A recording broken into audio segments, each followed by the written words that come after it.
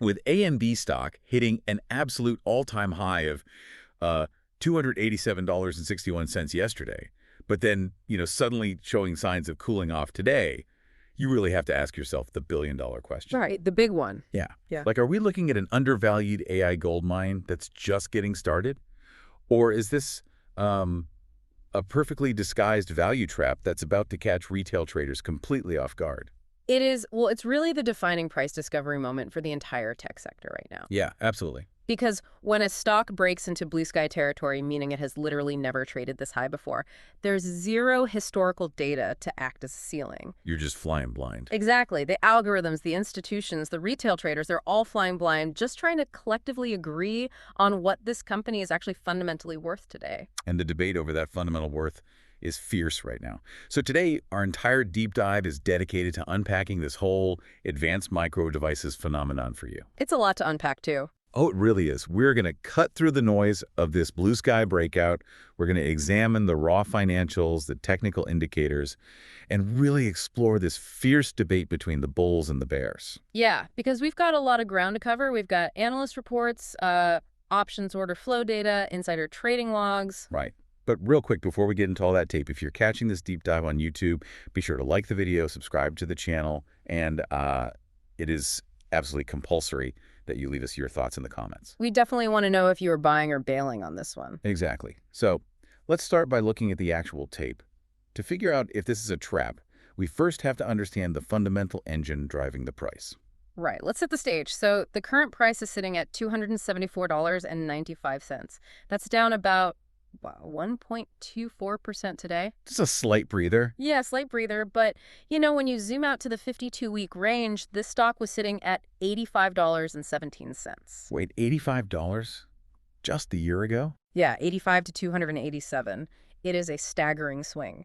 You are looking at a market cap of roughly $448.26 billion right now. That's incredible. But, the market isn't just handing out half-trillion-dollar valuations out of the goodness of its heart. No, not at all. The institutional money that's driving this price action, they are looking directly at the income statement and the revenue acceleration. Okay, let's get into the ledger then. What are the highlights? So for fiscal year 2025, annual revenue hit $34.6 billion. Wow.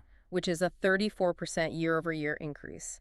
And the forward guidance for Q1 of 2026, they are projecting $9.8 billion, which basically maintains that massive, 32% growth rate. But sustaining 32% growth at a scale of tens of billions of dollars, that is structurally incredibly difficult. Extremely difficult. You don't do that by just selling more of the exact same product. So what stands out to me in these financial reports is the balance sheet and the margins. Yeah, the margins are the real story here. Right. I'm looking at their non-GAAP gross margins, which expanded to an incredible 57% in late 2025. And just to clarify for you, when we say non-GAAP margins, we're stripping out one-time acquisition costs and stock-based compensation. Right, to get a purely operational view of how much cash the core business is actually throwing off. Exactly. And a 57% margin for a hardware company, that is phenomenal. It forces a total reevaluation of the whole company. It's like it sounds like AMD went from selling the whole car to just selling the highly customized, ultra-expensive engines. That is exactly what they did, yes. Like they are leaning heavily into the high-margin data center products now. And that shift is why this matters so much for their long-term valuation. It justifies that massive revenue jump we just talked about. Right. For years, they were in a high-volume game selling consumer CPUs and gaming chips, brutal price wars, thin margins. But now, these AI accelerators, they command an astronomical premium. Which flows directly to the cash flow. Oh, absolutely. The trailing 12-month free cash flow sits at $6.81 billion. Okay, but what about the projections? Because that's what the market is pricing in. Well, analysts are projecting free cash flow to soar to $34.85 billion by 2030 as their AI GPU production scales up. That is a 5-fold increase in pure unencumbered cash in just 4 years. So, fundamentally, the financial engine is producing massive horsepower. It is. But past financials only tell us where a company has been, We need to pivot over to the technical charts to see what the market momentum is telling us about right now. Because the charts are definitely telling a story. Yeah, they are. because this incredible 57% margin expansion, that's what drove the institutional buying frenzy. Uh, But looking at the tape, it seems like the algorithms might have pushed this mathematically past the point of reality. you're looking at the trend direction and moving averages. I am. The technicals are flashing some pretty extreme warning signs. Like, yes, the overarching trend is definitively a bullish uptrend. Very strong uptrend. You have that classic golden cross alignment. Right, where the short-term momentum pulls the price well above the long-term averages. The stock is floating really comfortably above the 50-day moving average of $210.58. And the 200-day moving average is way down at $185.50. Right, so the foundation is solid.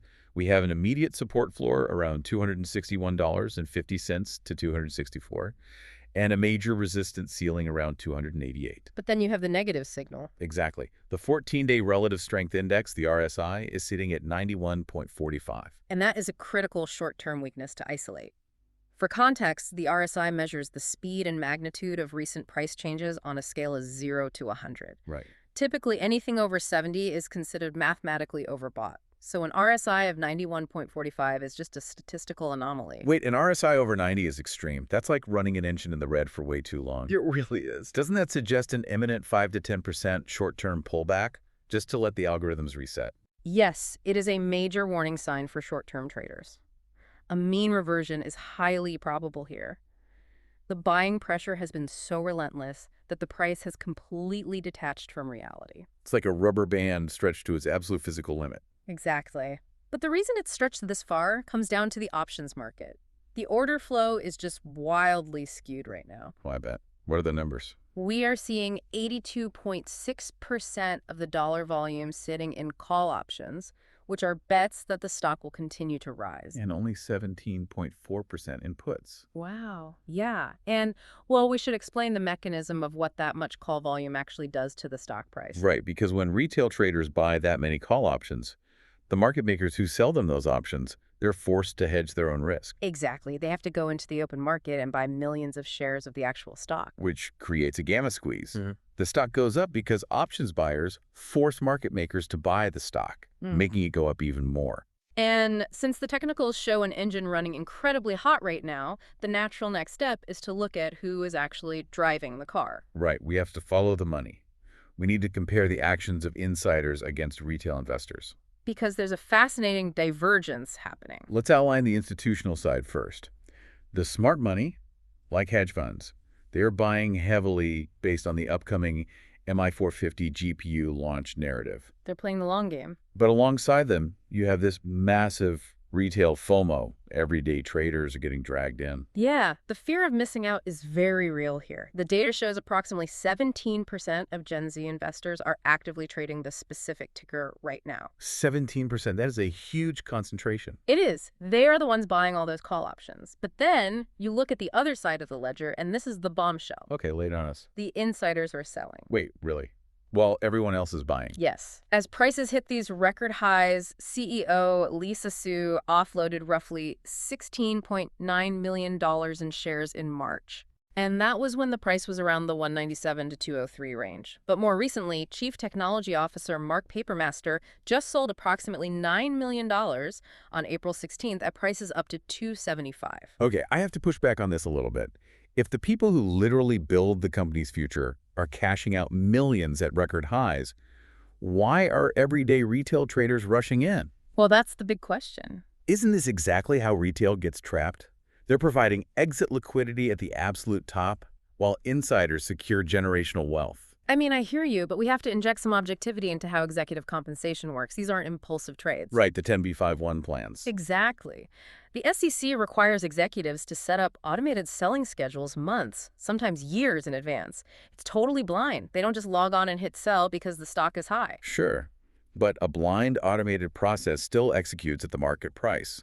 Whether the CTO scheduled that sale 6 months ago or yesterday, he's still unloaded at 275. That's true. It signals that he believes 275 is a generous valuation today. He didn't cancel the plan because he thought the stock was going to double next week. No, he didn't. And that glaring divergence insider, selling while retail buys at peak momentum, it perfectly frames the core debate of our deep dive today. Undervalued gold mine or overvalued value trap. What is AMD actually worth right now? Let's get into the ratings. So, starting with the Wall Street consensus, it is currently a strong buy. Right. We're looking at 35 buy ratings, 13 holds, and 0 sell rating. Zero sells. Interesting. Yeah. And the average price target is $292.39, with some models going up to $365. So the undervalued argument is pretty straightforward then. It comes from the discounted cash flow model, the DCF. Yeah, if you believe the long-term AI growth narrative, the DCF model implies an intrinsic value of $316.48. Meaning at today's price, it's trading at a 36% discount? Exactly. That's the bull case. But then you look at the value trap argument, the bear case. Oh boy, yeah. Let's look at the price to earnings multiple. The PE ratio is a staggering 105x trailing 12-month earnings. Which is light years ahead of the semiconductor industry average. Right. The industry average is like 40x. A PE of 105x means AMD isn't just priced for success, it's priced for perfection. There is zero room for error. Because if they stumble even a little bit, you get multiple compression. The market decides they aren't an exponential hypergrowth stock anymore, and that 105x multiple collapses. The stock price can get cut in half even if revenue is still growing. So to figure out if that multiple holds, let's put the bulls and the bears head to head. Let's do it. The bulls are forecasting $9.5 billion in AI revenue by 2026. Right, via the MI300 and MI450 ramp up. Exactly. They're also taking server CPU market share from Intel, and they've secured vital manufacturing capacity at TSMC. Which is a huge moat. It is. But the bears are pointing out some serious downside risks. First, there's a looming decay in the console cycle. Oh, right, the gaming revenue. Yeah, we're expecting a double-digit decline in gaming revenue in 2026 because the current PlayStation and Xbox hardware generation is showing its age. And the upgrade cycle hasn't started yet. Right. And then there are the strict geopolitical risks. We're talking about the proposed 25% tariffs on AI chip imports, plus China export controls. And just to be perfectly clear to you listening, we're looking at this purely through the lens of a corporate balance sheet. We're remaining completely neutral on the politics here. Absolutely. Objective macroeconomic risks only. Because mathematically, a 25% tariff adds massive cost. They either absorb it, which crushes their margins, or they pass it to buyers, which suppresses demand. And those export controls physically block them from selling top-tier chips to a massive market. It puts a hard ceiling on their top-line growth. So having laid out the absolute best-case recovery scenario and the worst-case continuation lower, how do we synthesize all this into an outlook? Well, short-term versus long-term is the best way to look at it. Okay, let's start short-term. Short-term, the outlook is cautious to neutral. That extreme RSI makes a mean reversion pullback toward the $260 support level highly likely. The momentum just has to cool off. Right. But medium to long term, it is aggressively bullish.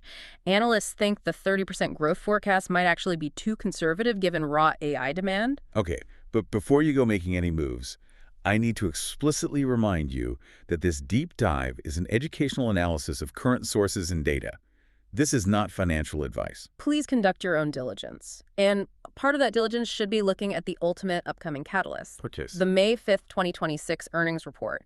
That's when all these theories meet cold, hard reality. Which leaves you with a final lingering question to ponder. With an astronomical 105x PE ratio, AMD is walking a high-altitude tightrope. Without a net. Exactly. When that May 5th earnings report drops, if they miss their targets by even a fraction of a percent, will that priced for perfection valuation trigger a catastrophic sell-off? Or is this simply the required entry fee to own a piece of a multi-trillion-dollar AI monopoly?